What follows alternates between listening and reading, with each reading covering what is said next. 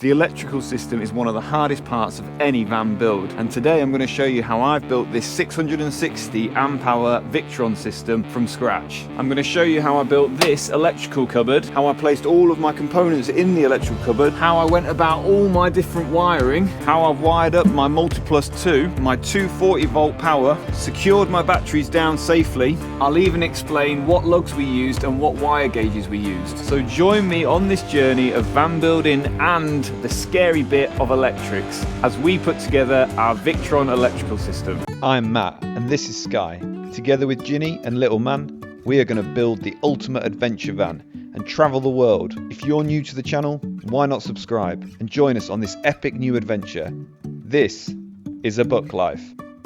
Hello everybody and welcome back to the channel, and today we continue with our 4x4 VW Crafter van build. Today we get going with our electrical system. Welcome back to part 2 of this Victron build series.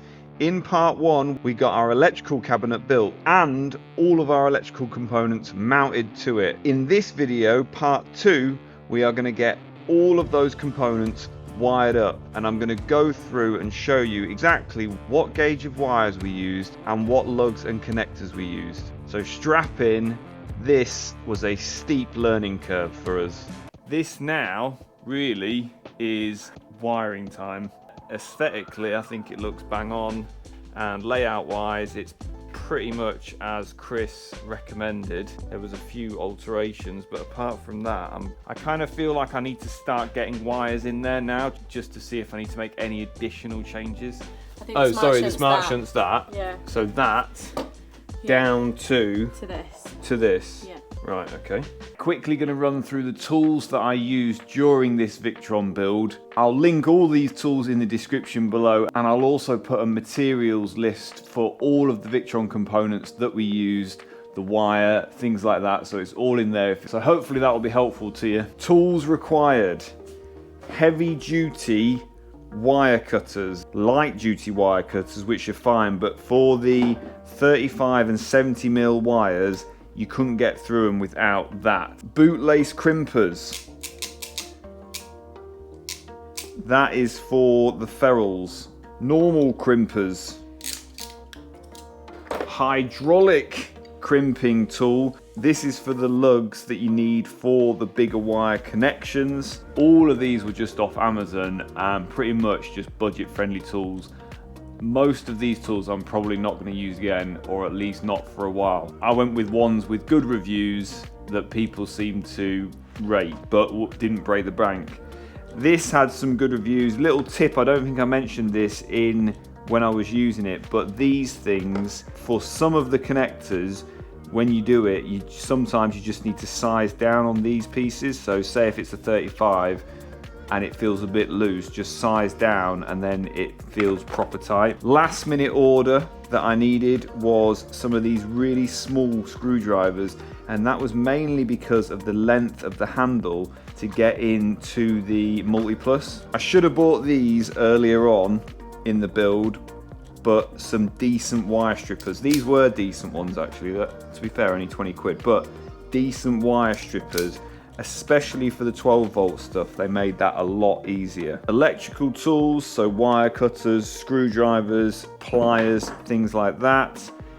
Make sure you get yourself some electrical tape. I got myself some black and some of this earth to highlight the earth cables. These came in handy, just a multi-pack of various connectors, ring terminals, bootlace ferrules, but also 2-into-1s, because sometimes you've got two cables going into one, especially for the 230 stuff. These heat shrink wire connectors for the 12 volt stuff have been really good, so I recommend those. Get yourself a decent heat gun. That's super handy for your heat shrink and those butt connectors. Loads of different heat shrink, all your different ferrule sizes, which I'll run through later on in the video. Oh, some stubby screwdrivers are handy as well, because if you're working in confined space. Oh, the only other thing that I actually don't know where they are now. Lastly, but not least, the best scissors I've ever bought. Literally cut through anything. I love these scissors. Used for cutting my wires, I used them for stripping wires, cutting everything. They get through everything. Get a pair of these, really handy. Tell the camera, Ginny, what you're doing. Hi guys. Today with wiring with Ginny. I'm just ticking them off as we complete them. I think it's a good bit of advice. My Yeah. mate said, Dave said to me to do it. Yeah, probably makes Like, sense. go through the wiring Otherwise you're like, diagram what have I done? and just tick each one off as you go. Yeah. Right, we're starting with the easy bits, which are the data cables that are provided. These are just plug and play, there's no lugs to do, it's literally just work out where they go and stick them in. What's next, Ginny? So what's next is this 1.8 meter cable, Ethernet. which is an Ethernet cable, and it's going from the VE bus, which is there, to the Serbo, getting very close to GX. my face, Serbo GX. All of our Serbo GX data cables are now in place. Did just have to drill a few additional holes to route them correctly. Oh, the Hudjimir. Yeah. The Hudjimir. The Hudjimir cable. You can film me putting this sexy data. This. Oh, you. Oh my God! Look at the tolerances. If I'd have made that any smaller, that would not have fitted in. Poke it through. And where's this HDMI cable running from and to? Well, you've got the So we're info. going It's all Serbo. there. Serbo. It's on the I last just wanted page. to involve you in the, Oh, right, okay, in the sorry. conversation, but suit yourself. You don't want it. It's running to My brain's not working, baby. It's going from Serbo to data the panel.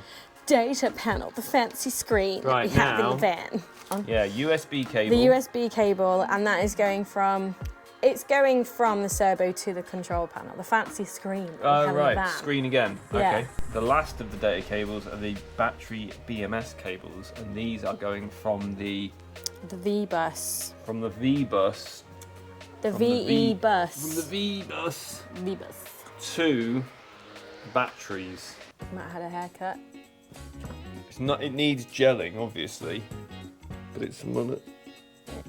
Representing for the Australian audience, which make up 5% of our viewers. Where do they? G'day. Do they generally have mullets? I think so. I think it's a thing. I don't know if they do. Yeah, they do. Right, what we've just done here is stripped out the vehicle, ready for scrapping. No. No, stripped out the vehicle to find the battery, which you would think would be in the engine bay, but is actually in here. Ta-da! Really convenient if you break down. I don't know if it is, because if there's a chair on there... Okay, that's what I mean. Oh, was that sarcasm? Your wit. So, what we need to do, we need to order, well, sorry, Ginny needs to order I need to order a 35 mil the battery cable. cable. So we're going to run a piece of string where we think it needs to go, and we've decided that the battery cable needs to not pass underneath this cushioning here. Although maybe I might have a look, because this will be stood on quite a bit. So we're going to run the cable up here, over the top, down the van to the back. But the cable's expensive. So the string thing is a thing to do. Use a To bit of save string. a bit of cash, because otherwise you need one length of cable. How much do you want to spend on the cable? How much is the estimated cost of the cable? Well, it's £14 a metre, so A lot. yeah, it could be a lot.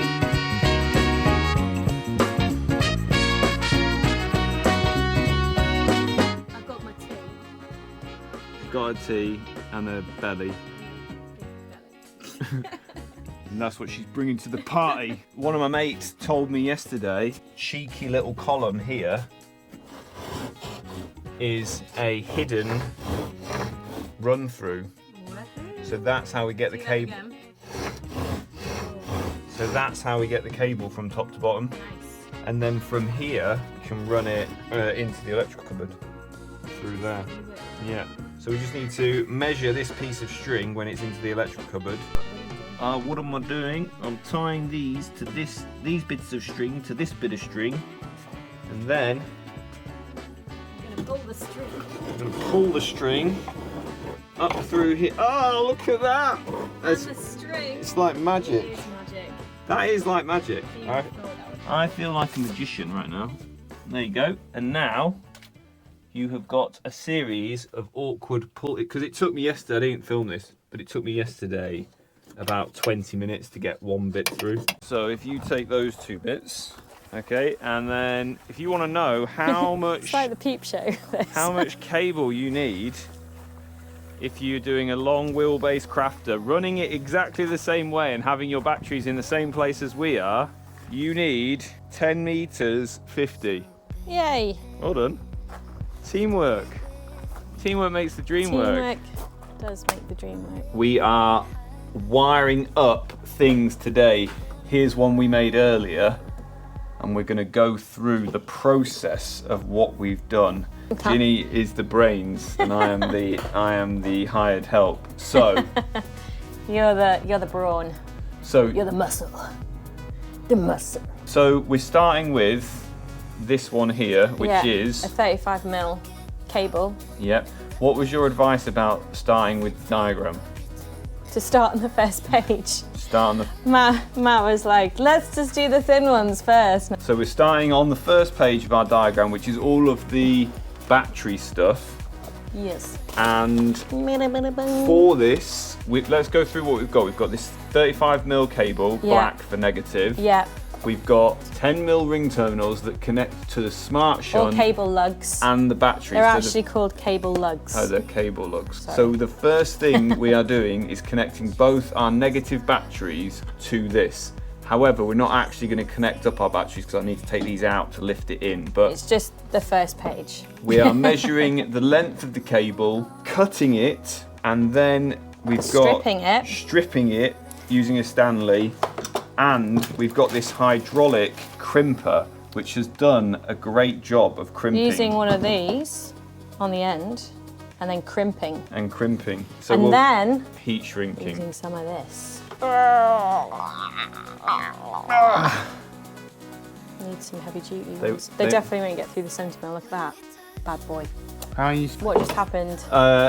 Universal best scissors I've ever bought in the world that I use for cutting everything, cut through the wire. Including his hair. Yeah, I did actually. No, I did. Once we get to that stage, we then take our 10mm M10, check that it, well, I'm going to check it fits that battery terminal. Then, You're going to fry yourself. Then, I'm going to offer it up to my piece of wire. Cut neatly around. Oh. We place that into, making sure you don't get any stray strands, because that can be a fire hazard. Massive fire hazard. Look at the fitment. Oh. Then Ginny needs to help for this bit. Right. So maybe we need to...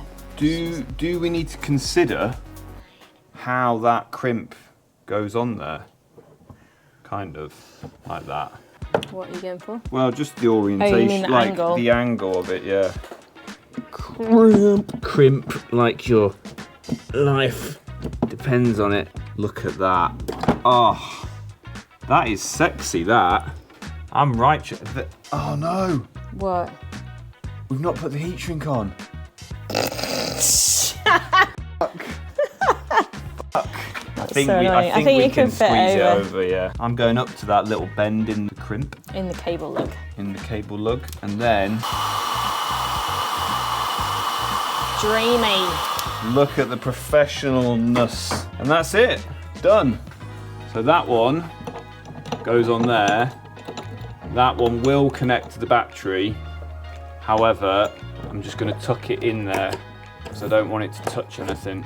That crimp tool is good, and it wasn't very expensive. It was 35 quid.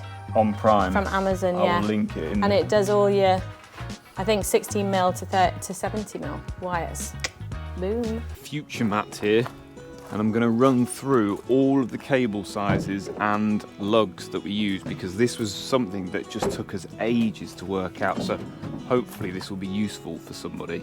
So starting with the batteries to the smart shunt, that needed 35mm cable and M10 lugs on both ends. So M10 for battery, M10 for smart shunt. The positive battery cables needed M10 to battery again, and up to the mega fuses they needed M8s. Worth mentioning here as well that the cables from the batteries to the smart shunt and to the mega fuses, and from the mega fuses to the isolator, all needed to be an equal length. So despite this distance being less than this distance, these cables are the same length, and that's to do with voltage drop. Update.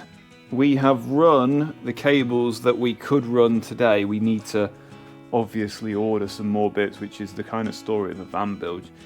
We need some lugs to wire into the smaller components, and Ginny didn't order enough wire to wire up any more of this.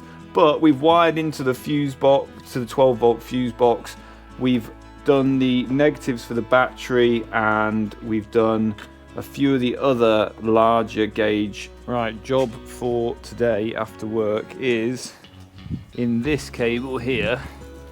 I have threaded my ignition live through to get front to back. Was going to run my battery positive cable as well, but that is too thick for 12mm, so Ginny needs to order, so we need to order some bigger conduit. This was fiddly and I couldn't get it through in one piece, so I've had to get it through in three, cut the conduit and then tape it, electrical tape it back together. Now I'm going to run it front to back of the van.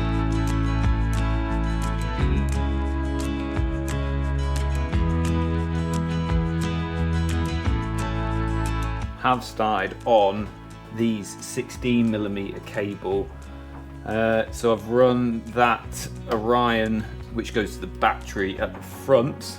Next thing I'm going to do is run positive and negative, or positive and a ground, from the Orion XS up to the Lynx distributor.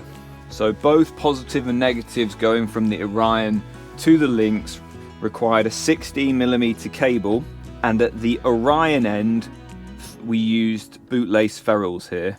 At the Lynx end, again, it's M8 lugs. To the Midi box, so in there you've got your Midi fuses, and again that's just a 16mm cable, and inside that we needed an M5 lug for the outbound one into the Orion. Coming in from the car battery, we required again an M5 lug. Our cable was a 35mm cable.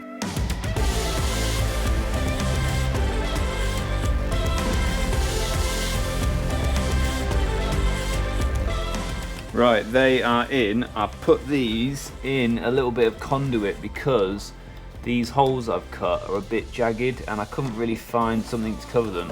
So I've just put a bit of conduit where they're going through, and also round the back, obviously those wires are going to be exposed, so I just wanted something to protect them in case they rub on anything. Right, inbound solar. So obviously we've got the solar cables coming into the solar isolator there. The solar cables connecting from the isolator to the mppt, we used 4mm ferrules, and again we used 16mm cable for both the positive and negatives. The mppt from there up to the Lynx, we used again ferrules on the mppt side and 16mm cable again, and then up to the Lynx distributor where we used M8 lugs. Little things I've got wrong, so you don't have to, is that any cables coming from the battery directly linked to the battery need to be, if you've got a double battery setup, need to be the same length. So here, where we, with these, I think these were the 32mm cables, where these connect to this battery, so I did that one kind of, what, 25 centimeters, and that one kind of 50 to connect to there. Where these are now different lengths, that one I'm going to have to scrap and redo it so they're both the same length. It's something to do with the resistance. So any cables going from and to the batteries need to be the same length, regardless of where the battery position is and how long you actually need the cables. Right, 35 black done, redone. What is weird is that then just has to kind of neatly tuck somewhere, but these are both done, ready to go on. Next, I'm going to do 35s to the mega fuses, and then the mega fuses to the isolator. Little tip here, something I'm finding useful, is because each component has either a different wire and a different fastener size, I've been getting them out and just placing them on the components before I start cutting wire to length, because this stuff's expensive. So if you cock up your wiring, like I've done a few bits that we've got wrong, only little bits thankfully, but if you messed up like some of these pieces, you know, they're £5–10 per meter. Double check your lugs. And right, update, it is late, like 11 o'clock at night late, and we are still going on this electrical stuff. This has been a right pain because I just didn't leave enough room between the switch and that, and I wanted to keep these cable lengths the same, so it's just been a bit of a fiddly trickery maneuver. However, I think I've worked it.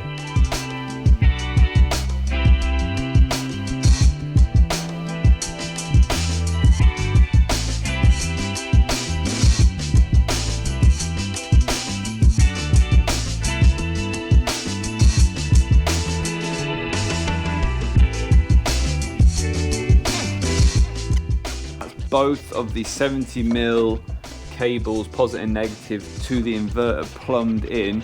The last big 70mm cable I need to do is to the earth of the van, so I'm going to do that now. And then we've only got a few little cables left to do, and we can think about getting it in the van. Right, the big boy cables now. These ones, which go to the Multiplus, are inverter. So for these, got a positive and a negative.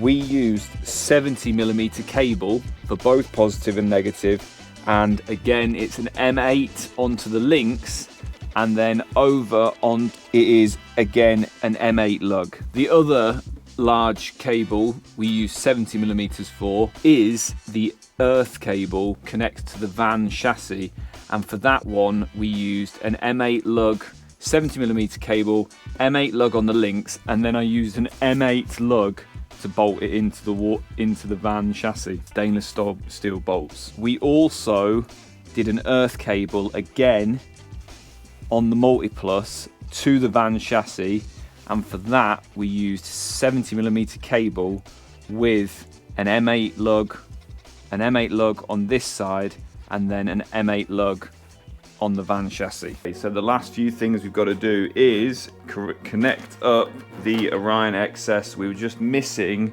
some more of these, didn't have the right ones, or we ran out, or one of those.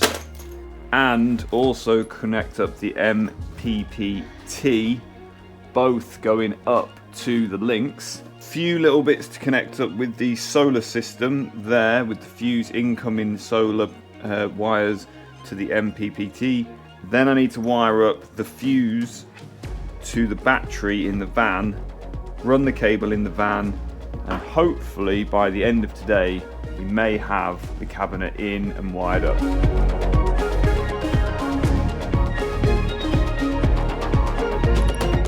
mppt and the Orion are now connected up to the lynx. The next thing I need to do is run another 16mm cable from this earth point here all the way around and up to the lynx as well.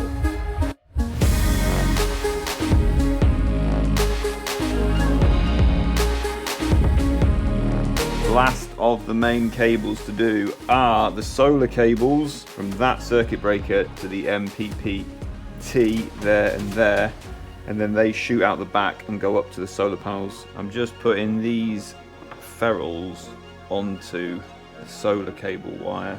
I think they just help to keep the wires together. So that goes on there. And then you get these special crimpers, bootlace crimpers. And you pop that in there.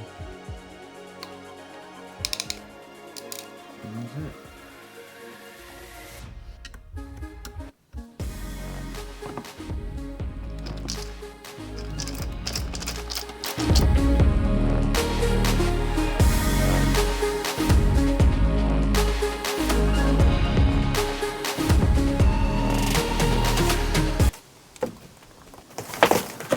Right, time to run this cable.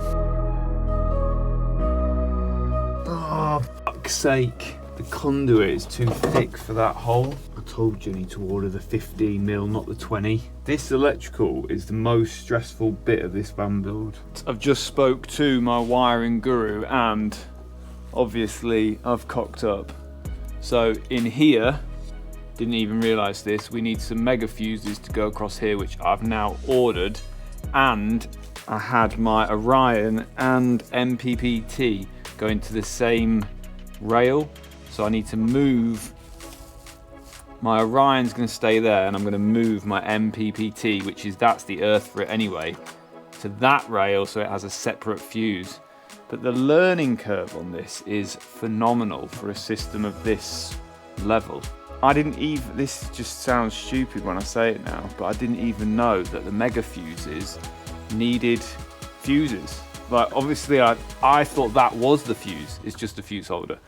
I know, it's special, but so I'm just gonna swap these out now, move them onto there so that that's ready to receive the fuses.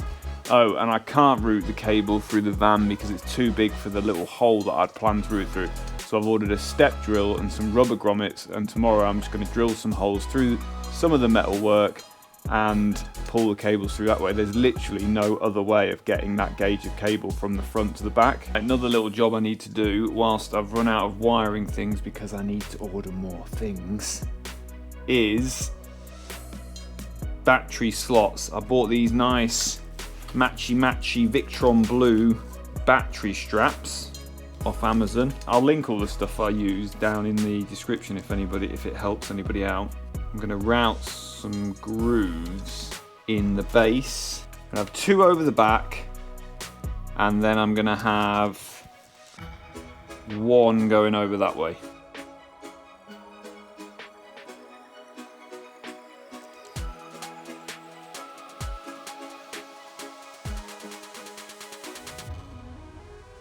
I've routed these out, not too bad, could be slightly better. It did jump in the odd spot, but you're not going to see them, so it doesn't matter.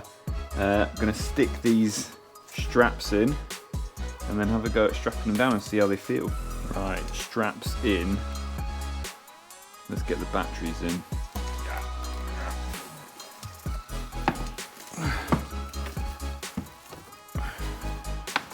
Not sure how I feel about them, if I'm honest. I've seen everybody do this. I need to just try and get a bit more tension on them, because they still wobble a bit. I mean, not bad. That top one definitely needs more, but these side ones I've got pretty good. Right, let's see if we can make this work. I think we might be able to work it through here. So, if I come up here, I found a hole at the back of there that it's got through. And then, if I can drill through here somewhere, up there and out, I reckon we might just get it. A moment of truth, can we get this through here? Second hole is Right, I'll just pre-warn you that I may have drilled a touch more than I needed, but that is going to be able to get it through. And I think, does it come through the, yeah, you can get all the way along through there. Yes! Right, moment of truth.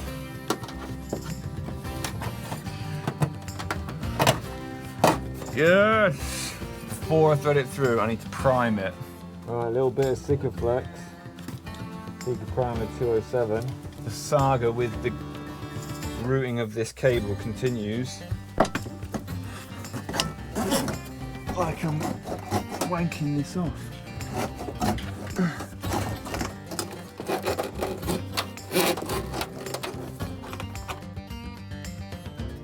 Nobody wants any chafage, and because of that I have fitted some little rubber grommets. I need time, just a little more time. I need time. I need time, just a little more time. One more time, one more time. Yes! Finally! It's run, routed through, all the way up, through the back, down, and over here and down. Yes! That has been a job I've been trying to do for about a week. Right, now my cables are run, ignition live and the main battery cable. I'm gonna get to my battery. We need to wire it in. So I need to attach this circuit breaker to a positive on the battery, and there's a little bolt just, maybe you can see it just there, I'm going to attach to. That attaches to that M8 fixing, and then that's an M6, and then that goes off to the Victron system. Right, thermal circuit breaker switch is in. I've already put the end on this, so this is just a case of getting it wired up onto the circuit breaker switch.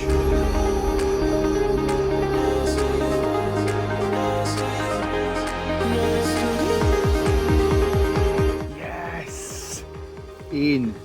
So that is all wired up now, heading towards the Victron system. So we're now ready for the van to receive the Victron cupboard. And the fuses have arrived. Look at them. I had no idea I even needed them until I needed them. So, gonna get these in. Mega fuses going here, here, MIDI fuses in there. Do these have to go a specific way round? Next job is the mega fuses, and I need two 200 amp ones that are going in here. And that's the mega fuses on the mega fuse holders. Right, we're just trying to get, actually we have now got in those two sensor cables, these 1.5mm ones. They're so fiddly, won't be able to get those in once the cabinet is in, but they're in. One goes to that as a trickle charge sensor, and one goes up to this as a temp sensor. And then we're just trying to earth cable to this point here, which we've got an M8. Problem was, with an M8 fitting, the lug wouldn't go through and get on. So what I've had to do, because I haven't got any M10s and an M12 looks too big, is I've just drilled it out slightly. So hoping that will be all right. We can swap this cable. This is one of the ones we can swap. I just want to get it in. Come in. Assist. Come in. Wiggle it. Right. Does that go through the fucking hole? It's on. It is on. Yes. You don't know how much pain this has caused me. Apart from one data cable to the VE bus, which I just need those things I've ordered, those butt connectors, everything on here is now fully wired up. Right guys, that brings us to the end of this part of the Victron off-grid electrical build. In the next episode we get it installed and wired up to the van and finally tested. The screen is on. Stuff is happening. So thank you for watching this video. Don't forget to like and subscribe. Leave us a comment, let us know what you think. Click here if you want to see the next part of this build series, and we'll see you in the next one. Thanks for watching.